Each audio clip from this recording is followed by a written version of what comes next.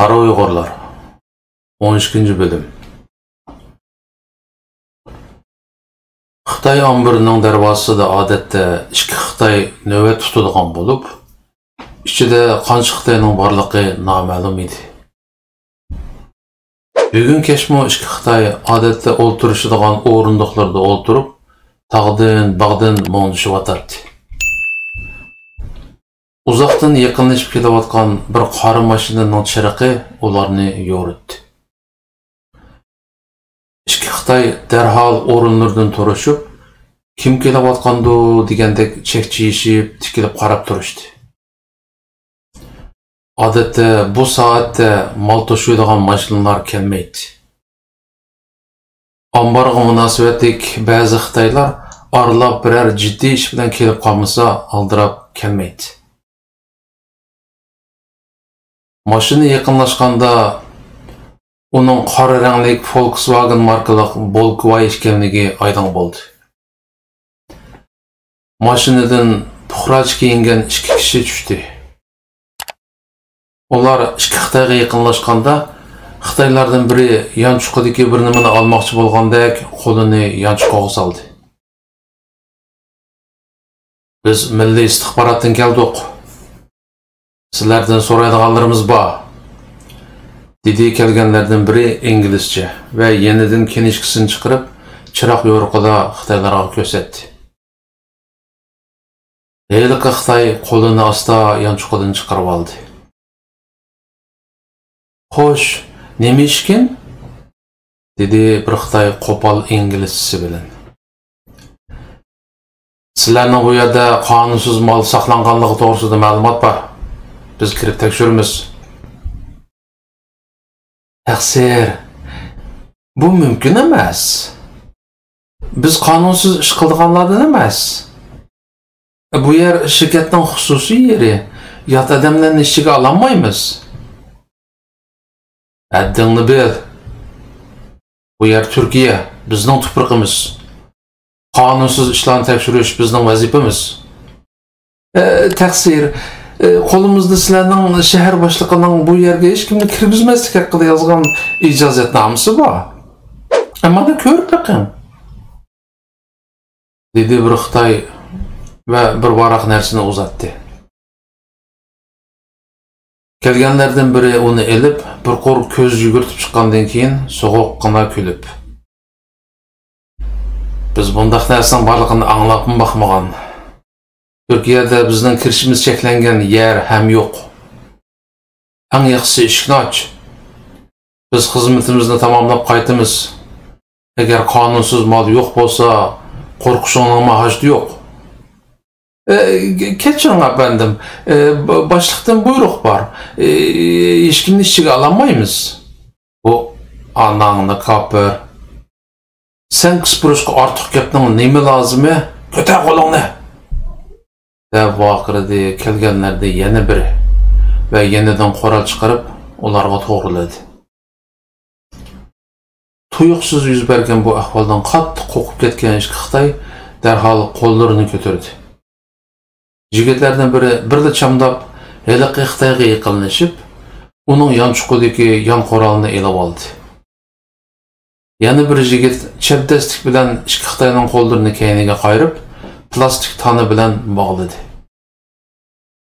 Qari Volkswagen'ın yan eshigi içilip, Yunus Bey düşüp geldi ve külüp durup. Elyar, Murat, yaraysizlar. Erkitinglar men o'ylagandan chaqqan bo'ldi. İstixborotda ishlasanglar bo'lg'idek asli, dedi. Muammarazlarni qanday qilamiz? so'radi Elyar. İşçi gelip kirimiz. Asqarjon sirtda nazorat qiladi. Mashinadan yana bir yigit tushib keldi. Ishning boshqacha ekanligini sezgandek bo'lgan Xitoylar bir-biriga qarashib birdilar. "Juminga! Dajela!" deb vaqirashdi. Elyar bilan Murat etilib kelib, ikkisining ineklerge kelishtirib uruvdi. Ikki Xitoy yeli chiqqan toplardek pussida yerga yiqildi. Tez bo'layli. Ichida Xitoylar bo'lishi mumkin, dedi Yunusbek.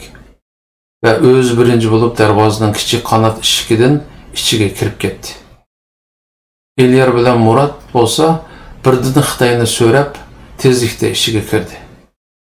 Asqarjon mashinaning chirqini o'chirib, darvoza oldida qoldi. Darvozadan kiribla sol tarafda bir ishxona bor bo'lib, eshigi ochiq. Chirqimi yana holatda edi. Ichida odam ko'rinmaydi. Yunusbek, "Aqtiringlar" degandek ishorat qilib edi. Elyar bilan Murat o'zlari so'rab kirgan o'shsiz yotgan Xitoylarni bir o'longa yotqizib qo'yib, ishki tarafga qarab tezlikda harakat qildi. Ular xuddi poyezdning vagonlaridek uzundan uzunga tizilib ketgan konteynerlarni bo'ylab oqtirishga boshladi. Ikkilisining bir qo'lida qoral, yana bir qo'lida qo'l chirqi bor edi. Ambarning ichi xuddi kilometrlarcha keladigandek uzun ham keng bo'lg'ach, bu qorong'ulikda birini topmoq pek tez ko'rinadi. Ular oldin kelishib olgani bo'yicha bak cho'nqurlab kirib ketmadi. Chunki maqsad o't qo'yish edi. Ular shuni ko'rdiki, konteynerlarning ba'zilarining og'zi ochiq bo'lib, mallarning bir qismining elib ketilganligi ko'rilib turadi. Ammo ko'pinchisining og'zi etilgan holatda edi. Ikki yondagi ko'lami cho'ng, usti yepiq omborlarning ichi bo'lsa, qog'oz sandiqlarga qo'shilgan mallar bilan liq to'lgan holatda edi. Elyar bilan Murat ko'z ishorasi qilishib, ikki omborga o't qo'yishdan boshlamoqchi bo'ldi. Va darvoza tarafga ushqandek yugurib berib, mashinada elib kelishgan benzin baklarini qo'llarida ko'tarib kirishdi.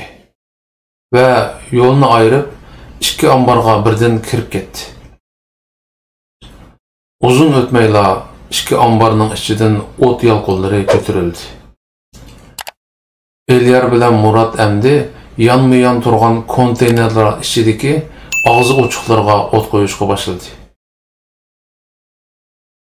Elyar bir qancha konteynerni tutashtirgandan keyin sal ishkirlab kirib, ular kunduzi ekranda ko'rgan heliqi ustida Xitoycha "Dora" degan xatlar yozilgan konteynerni ko'rdi.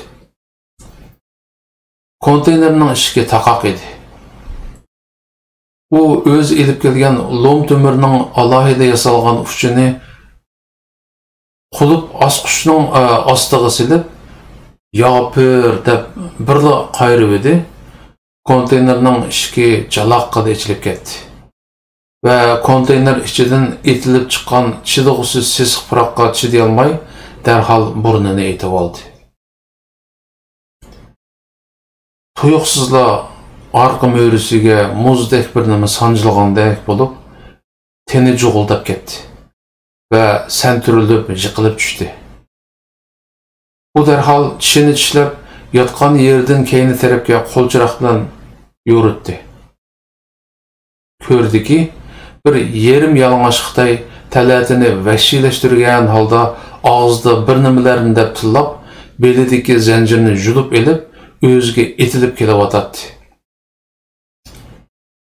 Elyar nima bo'lganini sezib, ko'zlariga g'azab o'ti to'lgan holda yotgan yerdan chachrab turib ketdi.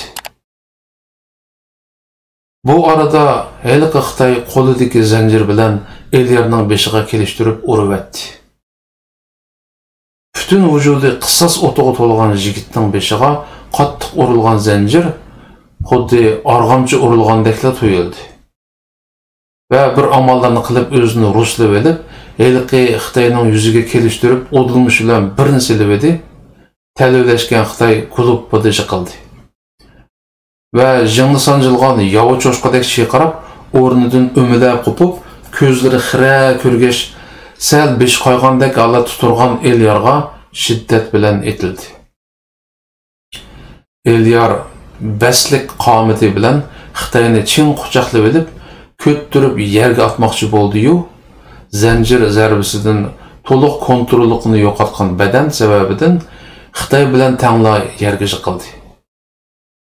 Fursatni ko'rgan Xitoy jon jahli bilan yulqinib qo'pib, qo'lidagi zanjir bilan yerda yotgan Elyarning beshiga qattiq urmoqchi bo'lib, qo'lini ko'tardi.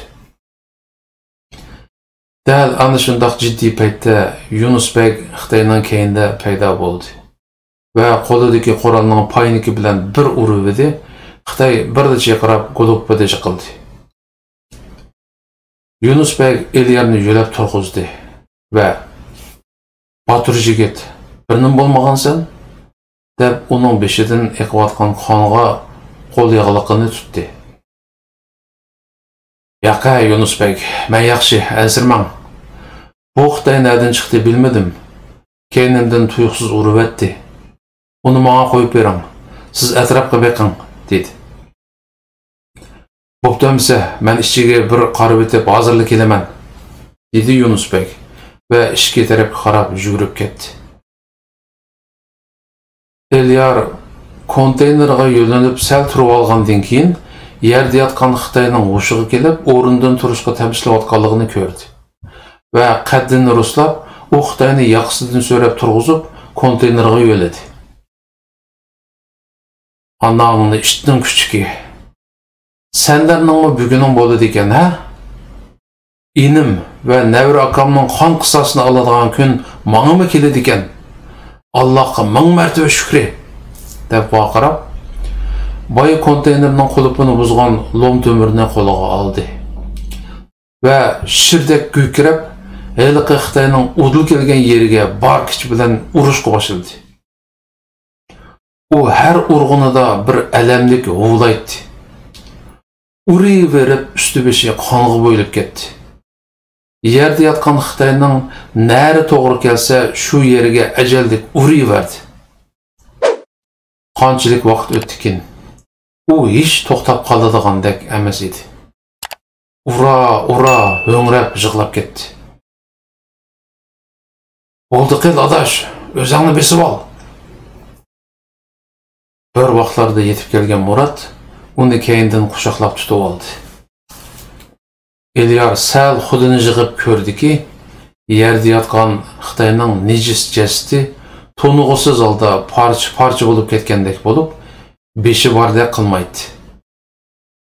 "Bu yerdan darhol ketishimiz kerak adash. Men bu yerda chalqalgan ozroq ishimni tugitibla mashinaga qaytaman. Sen darhol chekin."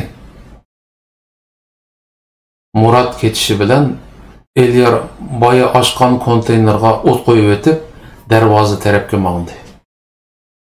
Ko'rdiki, ular boya yotqizib qo'ygan qo'li bog'liqli Xitoylar hushiga kelib, haliqi ishxonaga kirib olib, bir-birining qo'llarini yeshishga urinayotgan ekan. Elyar birli baqirib, qo'lidagi lom to'mirni ikki Xitoyning kanaylariga tiqib etdi. O'qdek etilib chiqqan qon bilan tang u nejislar pokkida yiqildi. Elyar ishxonaga o't qo'yib o'tib, darvoza sirtiga mangdi va Asqarjonga bir ko'z qisib o'tib, mashinaga chiqib o'tirdi. Uzun o'tmayla Yunusbek bilan Muratmo yugurgan peti chiqib keldi va Asqarjon bilan birlikda mashinaga chiqdi. Yo'lda ketib o'tib, Murat Elyarda sal g'ayrilikni his qildi. Ular Elyar turib-turibla beshini oldidagi o'rindiqqa yo'lib oladi va chiroyida qondidori yo'q edi. "Adash, bir nim bo'lmagansan? Birdam yetib olamsan?" "Yaqa adash, men yaxshi, ansirma", dedi Elyar va yana ixtiyorsiz oldidagi o'rindiqqa beshini tirib oldi. "Elyar, menga qara." Murat Elyarni yo'lmoqchi bo'lib, uni g'o'dashladi va qo'li tuyuqsiz uning o'ng qo'ltiqi ostidagi qattiq bir nimaga tegib ketib, cho'chib ketdi. "Voy anangni, pichoqqa bu!"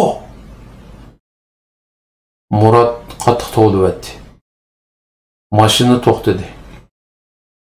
Әммәйлән Элиярны арқы орындыққа дүм ятқызып қойып көрді ки, оның оң беқыныға қаттық ұрылған пышақ чоңқырлап кірген пете тик тұрады. Қайсар жігіт байының яқы тенеге шу қадар чоңқыр санжылған пышақның зәрбісігімі пәрва қылмай, аләмче ішіне тамамлап еніп шыққан екен. Оны шу қадар чыдамчан қылған, оның вүжудыға сыңып кеткен қысас оты еді. Рошен ки, Элияр Атуш егер ұйғыр әмәс, башқы бір милләт болған болса, бұл ваққа бәлкім женеден айырылған болады. Әмма Аллах инсанның вүжудыға тәсәввүр қылғысыз қысас отыны яққаны да, оныңға ішкенжі бір жаннамы ата қылыдыған оқшайды. Болмаса, оның ашу халатыды му ештімі болмағандек өз рәқіптерге әжелдік зәрбі бері алышы қати мүмкін болмаған ішіді. Дәрхал өзіміздің тепінің өйгі барайлы, деді Юнусбек еғіртініп. Машина қараңғы түнде ұшқандек мініп көзден ғайып болды. Давамы бар.